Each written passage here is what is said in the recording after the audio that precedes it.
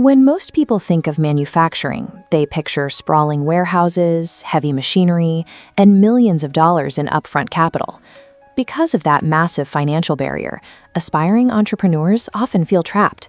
They settle for the gig economy, exhausted by the daily hustle of selling someone else's inventory instead of building their own system. But there is a product that bypasses all of that friction: the disposable ballpoint pen. It's a simple daily necessity. When the ink runs dry, people just throw it away and buy another one, meaning you never have to convince them they need it. Business independence is built on high-volume disposable items, products with guaranteed demand that remove the friction of the sale before it even begins. You can acquire a complete 4-machine micro-manufacturing setup for about 16,000 Bangladeshi taka, roughly $150 US, and the entire assembly line fits neatly onto a standard bedroom desk. The mechanics are simple. The first station snaps an adapter into the body, and the second injects the precise measurement of ink. The third machine mechanically presses the metal nib into the tip. Finally, a centrifuge spins the sealed pens, pushing out trapped air bubbles. Technology has made the physical means of production incredibly cheap and accessible. Building the product is easy. The real challenge you face now is figuring out how to distribute it. Armed with freshly manufactured, generic pens, the immediate instinct is to hit the pavement.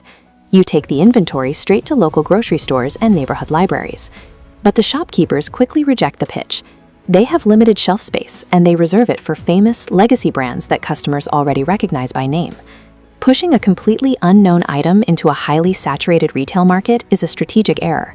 You are fighting for pennies against entrenched monopolies in a direct-to-consumer environment. Then you look across the street. Outside a local tutoring center hangs a massive, incredibly expensive promotional banner for the school. Possessing a physical product does you absolutely no good if you try to force it through a legacy distribution system designed specifically to keep newcomers out. Instead of selling a simple writing instrument to a stubborn shopkeeper, you pivot. You turn the pen into a customizable, targeted marketing asset for local businesses. You walk into that tutoring center and offer to print their specific name and logo on the side of your pens. Suddenly, every student taking notes in class or lending a pen to a friend becomes a free walking billboard for that institution. By providing the school with cheap, highly effective local advertising, you transform individual rejections at the grocery store into immediate bulk orders of 2,000 units at a time. By redefining the actual purpose of the product, from a consumer tool to a business-to-business marketing solution, you bypass the hostile retail gatekeepers entirely and create your own unchallenged market category. The strategy works perfectly, bringing in massive bulk orders. But it creates a new operational crisis. You are now stuck manually pulling levers and running the machines all day just to meet the demand. This success is actually a trap.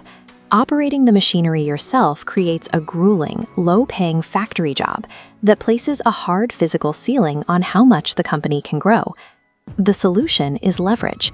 For around 400 taka a day, you hire a local worker to take over the purely mechanical, repetitive task of running the desktop assembly line. To actually own a business, you have to aggressively fire yourself from the production floor. That frees up your time to focus exclusively on securing high-value sales and managing the overall system. Let's look at the baseline math of a single pen. The raw materials, the plastic body, the ink, the nib, and the packaging, total approximately 2.20 taka to manufacture. When you sell that custom-branded pen in bulk to an educational institution, the wholesale revenue comes in between 3.50 and 4.0 taka. That leaves a reliable, predictable profit margin of about 1.50 taka on every single unit. A single taka and a half seems small until you scale it.